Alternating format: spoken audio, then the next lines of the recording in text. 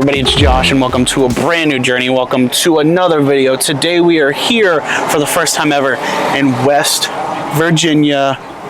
But we're not just here just because.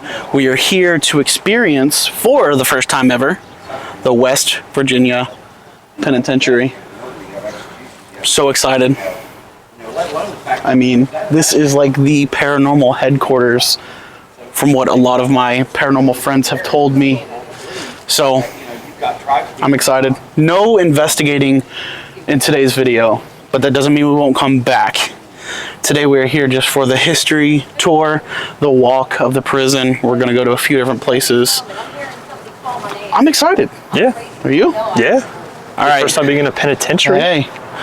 We had breakfast before we decided to come to jail, so at least we won't be fed rats this morning, at least. At least. But with that being said, if you guys are ready to go on this awesome, maybe spooky filled journey, let's go.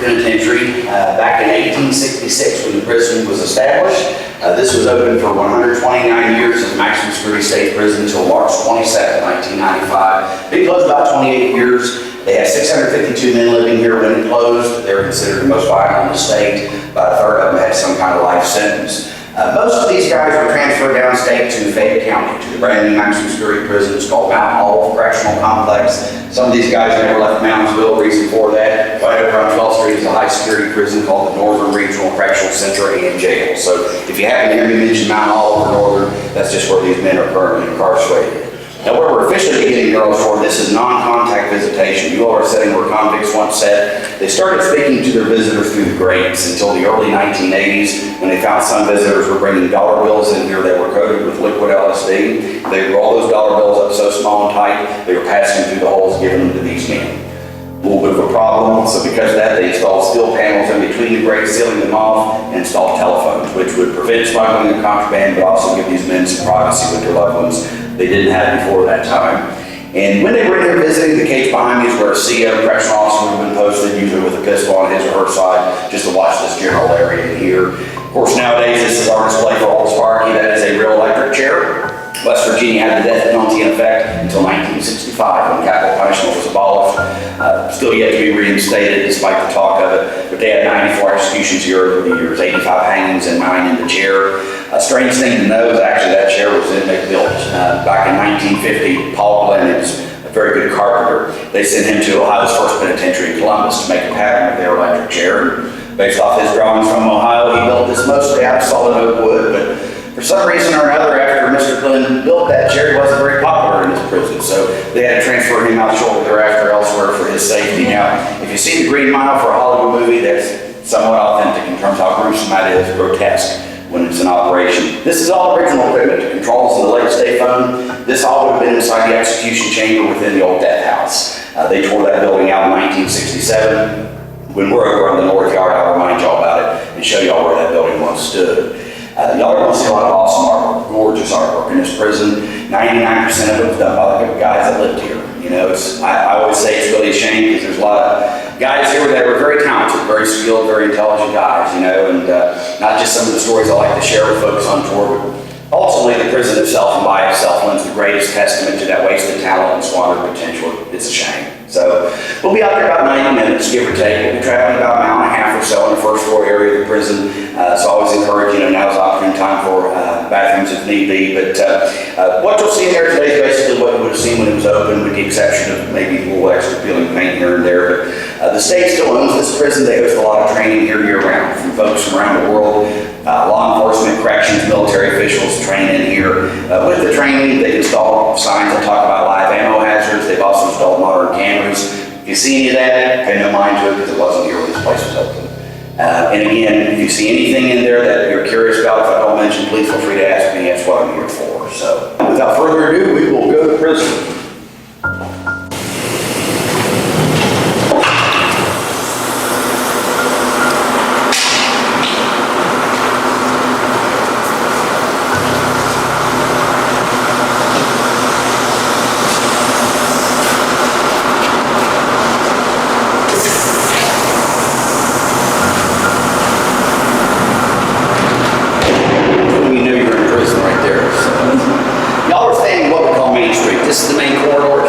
south end of the prison to the older north end behind me.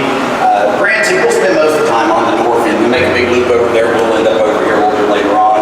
The north end was built by the first guys that arrived here in the 19th century. They built their own prison. Ironically, it took them 33 years to do that. But they only built it to house about 800 men. By the late 30s, they had over 2,700 men. The cells over there are 5 foot by 7 foot. For many years, they were housing 3 men each. When you see these cells, it's going to blow your mind. It was not a long-term plan. Because of that overcrowding, that's why they built this side of the prison. Inmates started building this site in early 1929. October of that year, the Great Depression began and Congress passed a law. No inmates would be hired for work. So, of course, you think about it, contractors didn't have the steadiest flow of supplies at the time, not just because of the Depression, but World War II, Korean conflict. 1959, 30 years later, they finished this site. Our final stop today will be down the hall in Newball. That was the biggest housing unit in the prison for mainline general population inmates. Most of the men here are your run-of-the-mill convict. Convictions ranging everywhere from minor drug convictions to multiple murder convictions. Now, out of those inmates, if any of them had trouble adjusting to the prison life or coexisting with each other and staff, they ended up in segregation in North Hall. North Hall was the jail inside of the prison. It was used for disciplinary reasons, and those men are locked down 23 hours every day. So they much prefer to be over here in mainline or GP, general population. We'll get ready to swing over to the north half, the Civil War era into the prison. When we go around the corner up here, it's kind of dark. Just watch your step because there's a rise in the floor up here.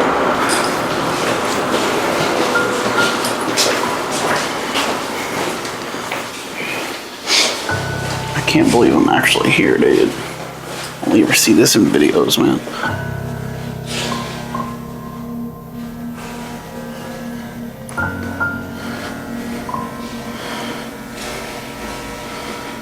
Well, if it's not for the big sign outside the door, if it's not that, usually it's the artwork in here sometimes gives this room away. This was contact visitation. Used to be tables in here. Inmates could have one hug, one kiss at the door with their loved ones. Come over, sit across the table from their visitor, and they could hold their hands. But that's really all that was really allowed in here. And that's why the artwork, you can tell, reflects a family-friendly environment. There were 3 inmates that painted this room as a gesture for the kids. You know, a frightening place for anyone years ago, but the kids were very confused. They had no idea what's going on. You know, it was a noisy, smelly place, let alone the CO up above staring down was kind of intimidating. So they wanted to do this to make them hopefully a little more comfortable. One of the 3 men that painted this room was colorblind. And his name was Sean Adamy. He was in on a burglary conviction. That's why the Teenage Mutant Ninja Turtles are wearing the wrong color sashes and they're holding the wrong weapons. If I'm not mistaken, I think Leonardo and Raphael or Swiss Brown, something like that. Of course, done a nice job anyhow, but other 2 guys had to mix the paint for him. And back in 1987, a convicted murderer, Dale Bragg, made the papier-mâché display over in the corner of the ancient Adena people. They were mound builders here in the Ohio Valley over 2,000 years ago. It's pretty hard to miss the Grave Creek mound right across from us when you roll up to the pen. That's the largest mound of its kind in the continent, about 62 feet tall. The reason we had it back here today was in the late 90s, they got finally tired from complaints over the years. Parents and teachers saying the nudity, the lack of clothing. They asked us, would you please take it back? We said, that's history, it doesn't bother us, so here it is. But we're trying our best to take care of it, but you may notice the little boy is faceless. Funny story behind that. About 20 years ago, 2 nights, members of the U.S. Marines were in here training with night vision goggles. I don't know why one of the Marines was in there to begin with, but he was, and in the darkness, when he turned around, the little boy kind of startled him. When he turned around so fast, the butt of his rifle took the face off the little boy. So, West Virginia has not invited those fellas back since, but you know, what can you really say is a U.S. Marine shaving his boss, you know, so. Room in the corner behind me, that would have been bathrooms for inmates and visitors. Stark contrast from today's time, visitors have separate bathrooms, and you can kind of imagine as to why. So, right next to the painting of Merlin the Wizard, there is a little window. That would have been their medication window, their pill window, because one thing to know about this area, a very important thing, is that it used to be a dining hall. It looked totally different. This was massive. So much so they could feed about 300 guys at a time. So to better picture this, picture the mountain mural gone, that wall was gone, the log cabin wall was gone. This entire first floor, about 100 feet north, is wide open. This would have been where all the dining tables are. So usually it was blood pressure and psych meds they had to take with food. They'd receive there from the nurse, but here's the thing. This dining hall and kitchen was terribly infested with prison rats that usually are healthy meat eaters, so they usually look more like little possums and small dogs. I've heard stories of them running around their feet while they're eating, sometimes running away with a piece of their food. Inmates who cooked and served the food were never given hairnets or gloves, so they're in here finding God knows in their trays over the years. Fingernails, hair, dead skin. I've heard a lot of stories of roaches and maggots cooked into the trays. The ceiling in here is infested with mice. When they die, the flies come in. And again, I've heard many stories over the years, not just from inmates, but officers and staff, of how gradually maggots will fall from the drop towel and land in their pork chops, vegetable soup, what have you. You know, it's really hard to imagine all those things in totality, right? Not hard to imagine the number of violent riots in the prison's history because of these problems and conditions, even by penal standards. Where you all are standing right now, the old dining hall is where the last and the most violent riot in West Virginia state history kicked off. It's more infamously known as the New Year's Day riot of 1986. That started right in here, that lasted 52 hours. They took 16 hostages, 15 officers and a food service worker, and they brutally murdered 3 of their own who were considered snitches and informants. About 200 inmates actively involved, had most of this prison under their control. And at this point, West Virginia had been promising them change over and over again with literally no action. They wanted improvements, so they came up with a list of 15 demands and conditions and things like that. They wanted to see Governor Arch more. Governor took a little over a day to arrive here, but when he did, they negotiated a few hours and only agreed on one of their 15 demands. Inmates wanted a new dining hall that would later replace this filthy one. A dining hall that would be cleaner, air conditioned and heated, and have better food quality. So construction on that dining hall started almost immediately after the riot. In the long run, it cost the state taxpayers over $3 million. And the new dining hall opened in spring of 1987. At that time is when they took what used to be this big open room and converted it into the smaller rooms on this side of the structure and the hallway on the other side of that wall. So like I say, when this became Visitation is when they put the bathrooms in. The cage up there, the gun cage, that would have been here since the days this was out of Nasty Dining Hall. You would have had an officer up there with a 12 gauge pump shotgun, but when families were in here visiting, the officers probably just want to have a radio. Just the optics of that doesn't look too good when you got families in here and you got a gun up there. So. All right. So these murals, if you were here visiting an inmate back in the day, there's a good chance you'd have another inmate with a Polaroid come up and ask you if you'd like a photo with your loved one, and usually you pose along the murals, and they take the photo, it pops out, and they charge you like $1 to have that photo with your loved one. So I've seen a lot of little Polaroid.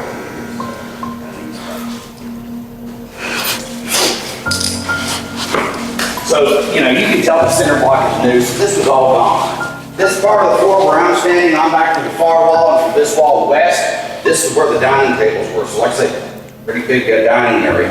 Tile floor right here, west, this was serving area. This is where big warming ovens were. Inmates kind of make a big loop up here as they get their trays. And where the tile floor ends, all the way back into the left of that new construction, that would have been that old kitchen. When this was remodeled, this became known as the MDR main dining room hallway. You take the door in the middle, including this door, took you into the steak shop where they stored all their clothes and beds. Also where inmates were deloused when they arrived, strangely enough, right here with clothes and beds. So when we make our loop turn a little bit, we'll be wrapping around the other side of the steak shop, then you'll kind of recognize where you are at that time. Now, 99% of these history tours, of course, I tell you about operational history and construction phases, give you an idea what life was like for those who lived it and worked it. But in this area, I like to touch sometimes very briefly on our paranormal history because we do have a lot of that here. If you've seen us on the YouTube or TV shows, you may recognize us this hallway as the Shadow Man hallway. Yeah. Many of us who work here at least call it that. The reason for that, back in May 2004, a very good friend of mine, Polly was staying the night here. It was about midnight. She's in here by herself. She said she was heading towards the lobby. But she gets about halfway down and she said she heard a metallic noise behind her. And of course, as you would, she flips around.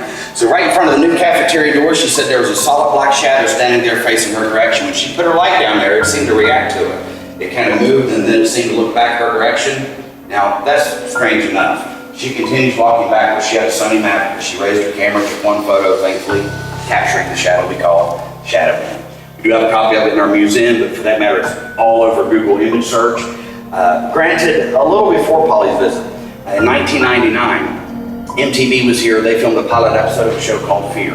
Our episode of Fear, I believe, is on YouTube. It's a fun show to watch. Don't watch it for the history. They got a lot of it wrong. But that show's been off air for many moons. That helped get us recognized nationally in terms of being a supernaturally active, haunted location, whatever you want to call it, Ever since since they've filmed Fear at the Prison, you name one of those shows, I promise we've had at least once. Not just MTV Fear, but most common from England, Scariest Places on Earth, Most Terrifying Places in America, Dead Files, Grisly Files, My Ghost Story, Ghost Stories, Ghost Asylum, Ghost Life, Paranormal State, Ghost Hunters, Ghost Adventures, Paranormal Challenge, Destination Fear, Mysteries of the Abandoned, Mysteries at the Museum and Stranded, just naming a few off the top of my head. So with any luck, I'll have some of y'all repeat this for me here a little later. So the other staff members wanted to eat in here, and it wasn't free either. They had to pay $1.05 plus tax, and they would eat over there. They're served the same trays that these men are served.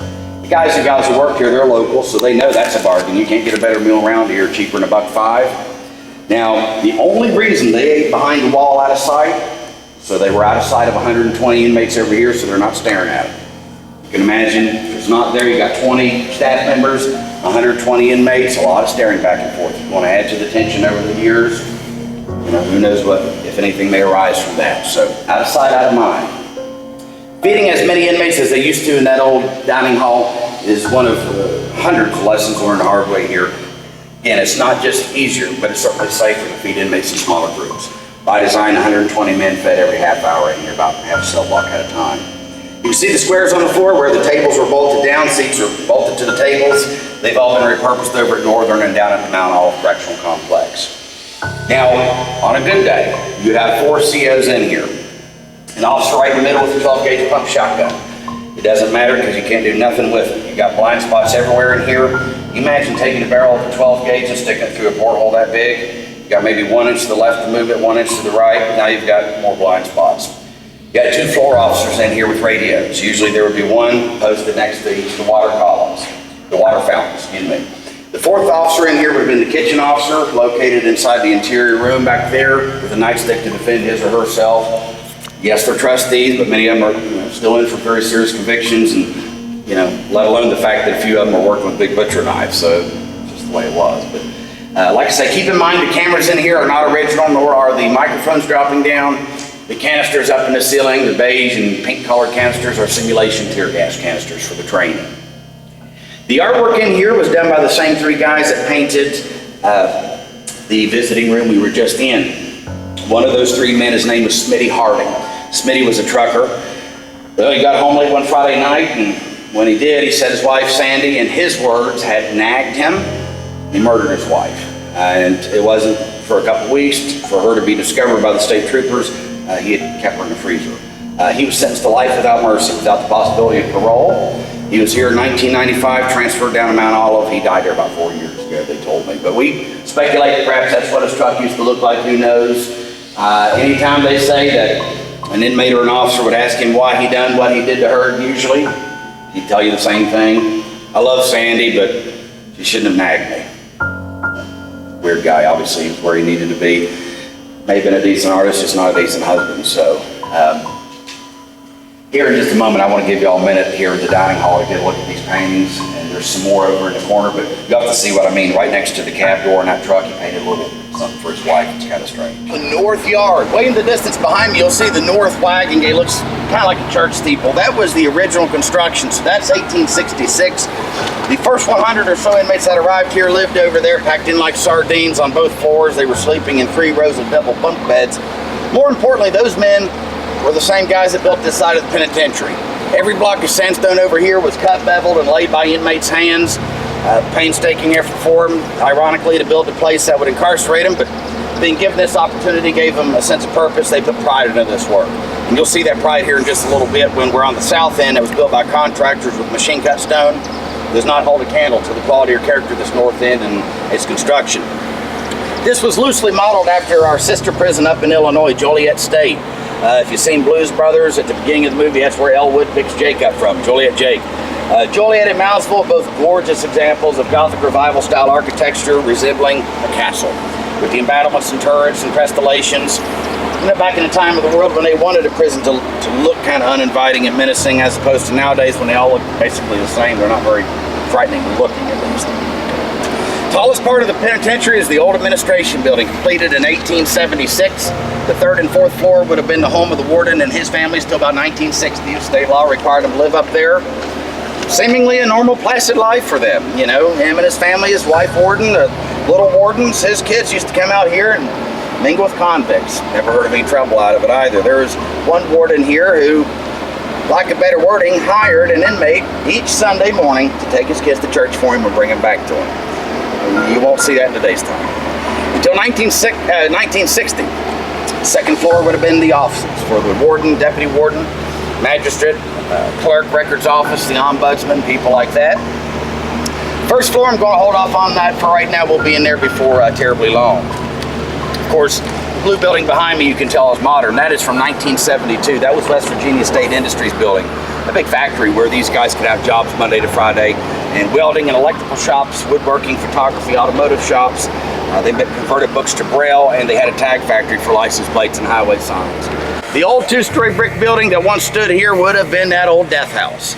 And that's where all those state-sanctioned executions were performed. Very strange thing to know about that, though, is until June of 1931, you could have came here on the day of a hanging. You'd walk through the north wagon gate with the kids in a picnic basket. They charge you $2 a person. You could go in there and watch them hang a man. Truly. The Moundsville newspaper would advertise the hangings. One of the advertisements I seen read exactly like this. Pack a picnic. Bring your family down to the state pen. Enjoy a nice hanging. Well, they done that till June 19th. Around there, at least, if memory serves correct. But June of 1931. Frank Heyer was executed. He had murdered his wife. Well, Frank was 5'8", a little over 350 pounds. And the thing is when they hang a man, if it's done correctly, the rope is measured on a calculation of height and weight, but Frank's rope was too long. They opened the drop doors and he instantly decapitated in front of everybody. Got their $2 worth. After that, another lesson learned the hard way. So executions became invitation only for the inmate and victims' relatives and 2 or 3 members of the media otherwise. 1938, they had the first ever and only triple hanging here that made Life magazine news back then. Orville Atkins, John Travis, and Arnett Booth, all 3 had kidnapped a minister in southern West Virginia. They took him out to like an old coal mine shaft and left him tied up. Well, he developed pneumonia and passed. Well, they're sentenced to death for kidnapping and manslaughter. Those 3 men are standing on the gallows inside the death house, and their ankles are tied together, hands tied behind their back. Now, the noose is already around Arnett and John's necks, but when they went to slip the noose over Orville's neck, the drop doors he's standing on broke open too early. Of course, he falls through. He broke the leg he landed on, broke some ribs and collarbone. Still alive, just very injured, and he's laying on the floor of the death house, gazing up at the officers. They're up there gazing down at Atkins for an awkward few moments because they're racking their brain. They'd never seen such a thing. My God, how do we remain civil? Well, a few moments later, they grabbed a gurney. They walked down the 13 steps. They very carefully strapped Mr. Atkins to that gurney, walked him back up to the gallows, and hanged him the right way. No mercy here 100 years ago.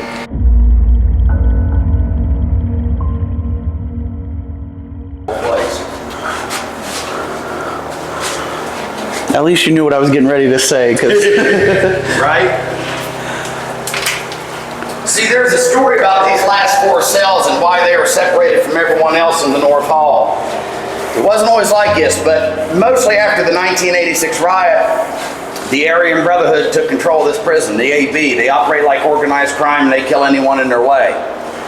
These 4 guys had to be kept separate from everyone else in North Hall because they were the really higher ranking guys in that gang.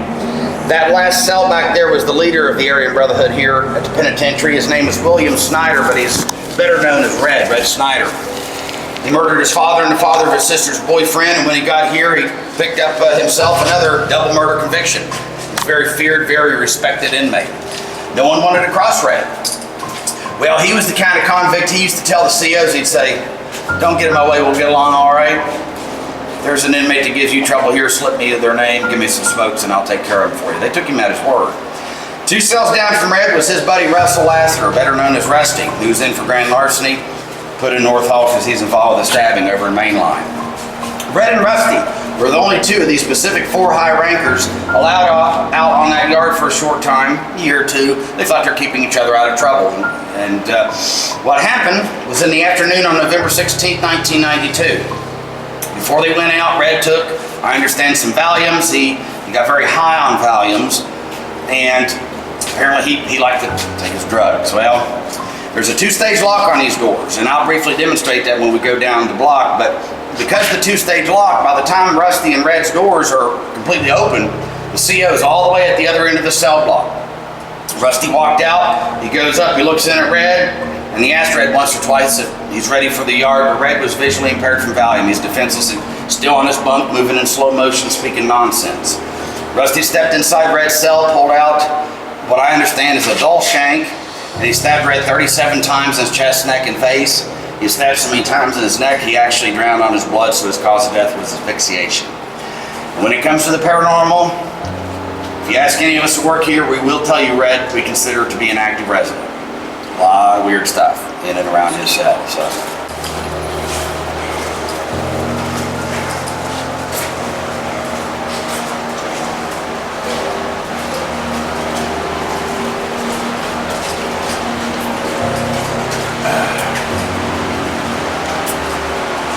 Oh yeah, look.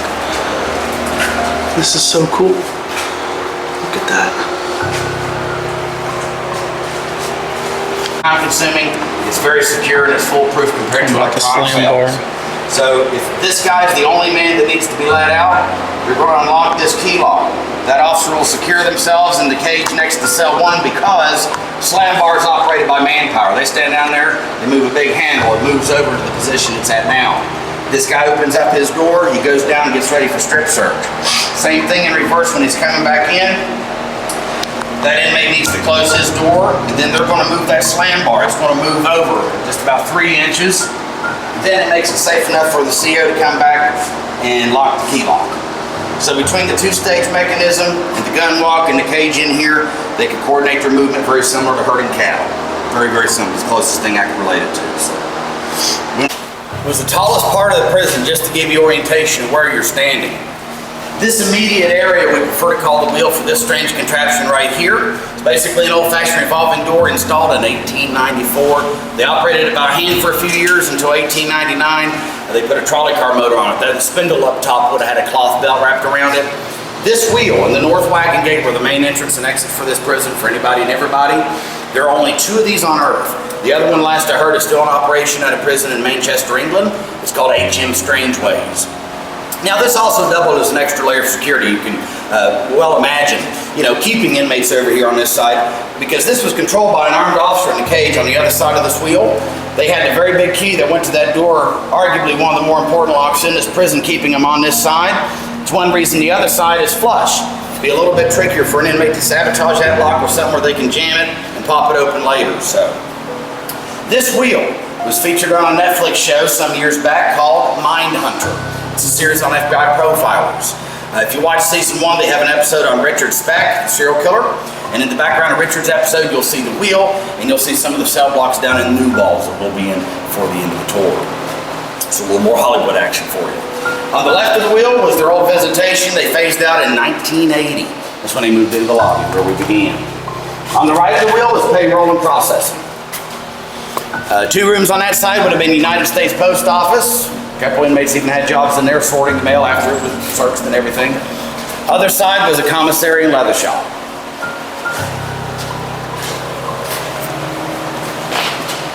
But definitely be sure to get a shot of the wheel, because like I say, the only other one in operations at an operating prison in England who does not allow photography, but you can get as many photos of ours as you like. So it's strange to me that the security devices like that they had installed in the 1890s is better than what they had in the 1990s.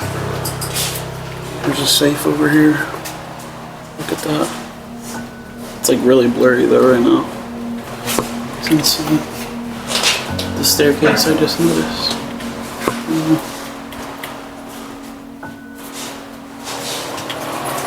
We used to have 2 big ice machines in that corner. Usually some of the older guys are in charge of maintaining the ice machines, keeping them stocked and everything, but they had noticed that one summer inmates were making excessive amounts of ice, and some of them weren't eating like they normally would. Well, one night a CO came walking through here, and he heard a noise behind one of the ice machines, and of course he went and looked. It was an inmate back there. That's when they discovered what they were really up to in here for a while and getting away with it. Is they were tapping into the water filtration lines of the ice machines, clogging them with bread and fruit so they could make their homemade alcohol in here. They call it julep. They make the julep in here and then mix it with grape jelly. They take it down to the new housing units where they give it out to whoever else.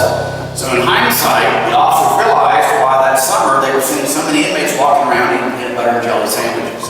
They were getting drunk off their tail and getting away with it. It was kind of like a jello shot. So there's a will, there's a way.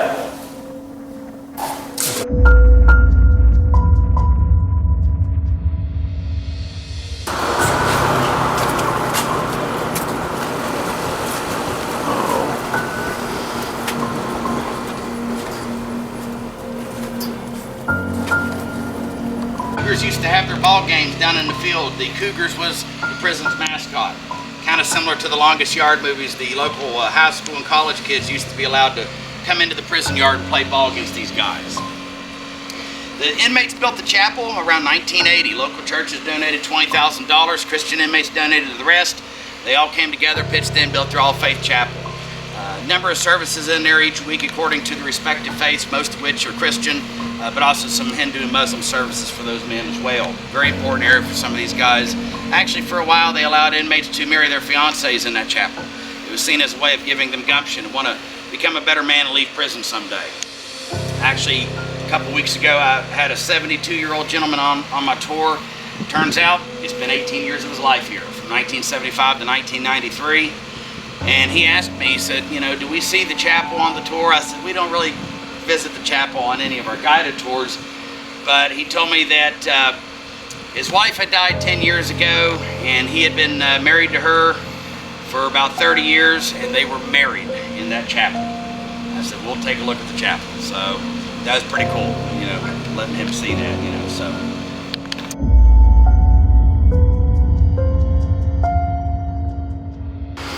Bleeding through here and there. Netflix and Hulu painted this dark gray to get the look they wanted for Mindhunter and Castle Rock. They watch those shows, you recognize these areas in here. They filmed extensively for those movies here, those shows. These cells are 5x7, just a little taller. They house as many as 2. It's hit and miss. Some are 1-man, some are 2-man cells. This is home to about 600 inmates because there's 320 cells in here.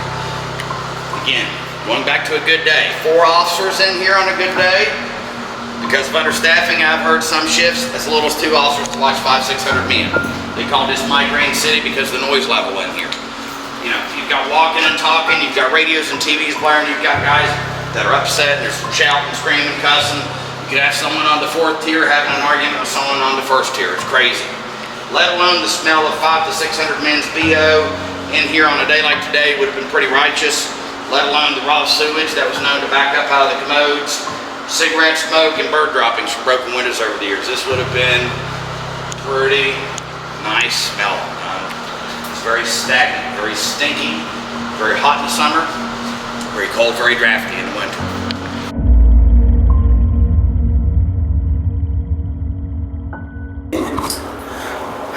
All right, here we go. Oh shit. Oh shit. Yo, I'm locked in here now. Guys, I just got locked in a cell here at the West Virginia Penitentiary. I ain't gonna lie.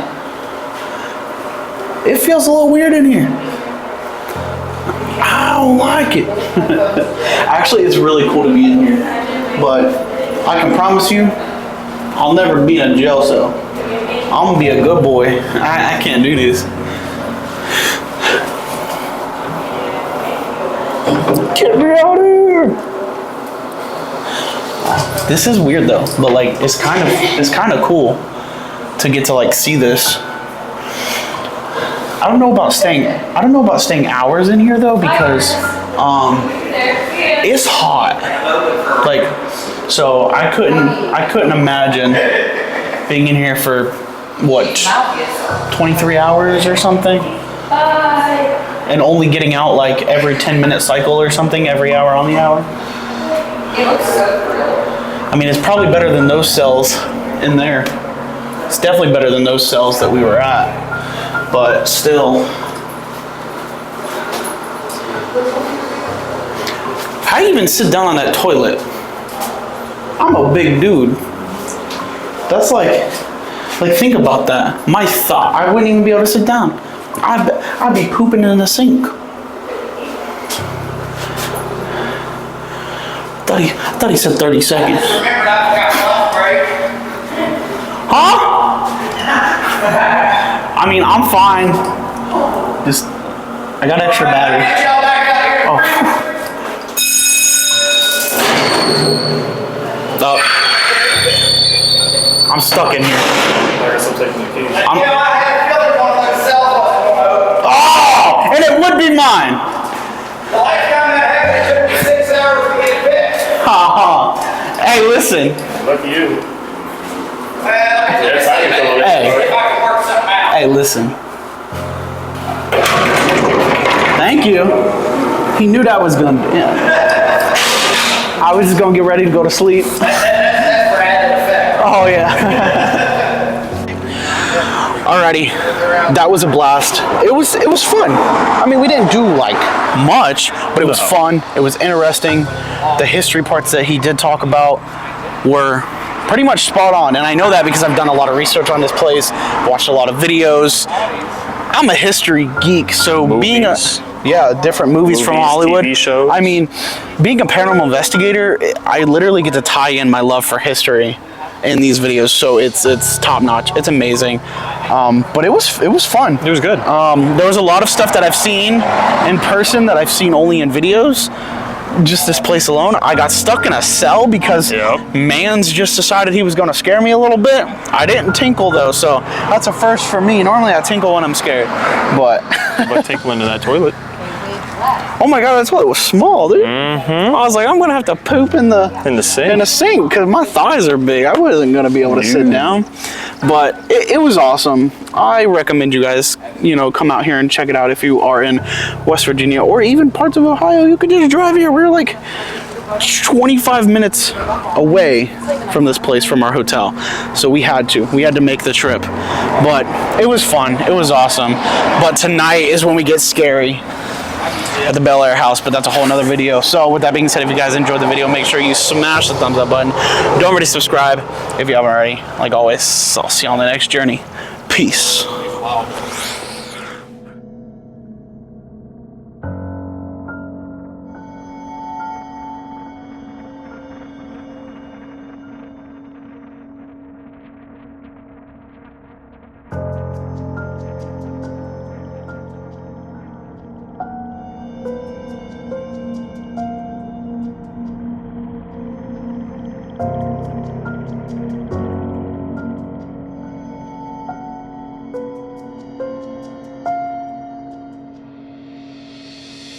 Thank you.